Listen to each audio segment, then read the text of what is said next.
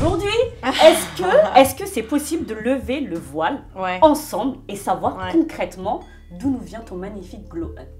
Déjà, je te remercie. Tu m'as bien caressé au sens du poil. Voilà, et maintenant tu réponds. C'est bon, maintenant tu lances le dossier. Fortune, elle est forte.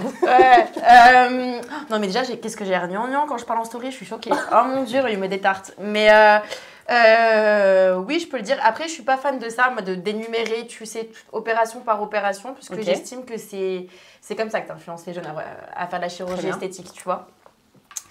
Mais tu me poses la question et je l'ai abordée hier. Déjà, en fait, je parlais de ça parce que ça m'énervait tout le temps, voir tout le temps tes pommettes, tes pommettes, tes pommettes. Alors que pour le coup, mes pommettes, il y a bien un truc génétique et c'est ça, c'est mes pommettes, tu vois, c'est mes origines. Par contre, c'est vrai que j'ai fait le retrait des boules de bichat et c'est ça qui fait que j'ai les joues qui ont l'air d'être beaucoup plus fines.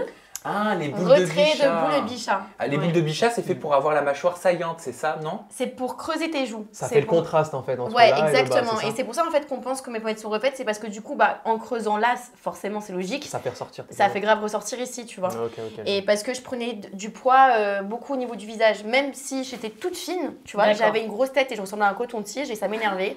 Et donc du coup, j'ai voulu les enlever. Et d'ailleurs, mon chirurgien m'a dit que j'avais des grosses boules. De bichat. De geisha.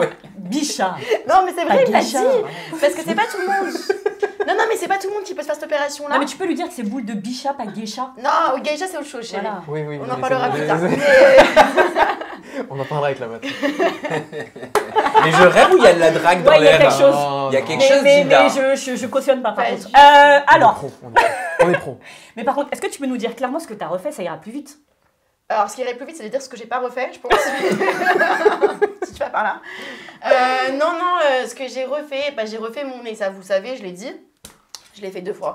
J'ai fait les boules de bichat, j'ai fait des petites injections par-ci par-là. Petite mise à jour. Et puis oui, c'est vrai que j'ai un truc que j'ai jamais dit. J'ai fait un lipofilling, effectivement. Mila avait raison. Effectivement, j'ai fait... petite lipo. C'est quoi l'hypofilling? C'est tu prends la graisse qui te gêne quelque tu la part et tu la ailleurs. déplaces ailleurs. Exactement ça. En l'occurrence, souvent, c'est dans les fesses. C'est ça. Ah, Alors moi, à la base, en fait, c'est une opération que je voulais faire en premier pour la liposuction. Parce qu'en fait, c'est génétique. Chez moi, on a vraiment la culotte de cheval. Donc, c'est-à-dire que même en faisant énormément de sport, en mangeant sainement, et je sais de quoi je parle parce que j'en ai souffert pendant des années de me tuer à la salle de sport.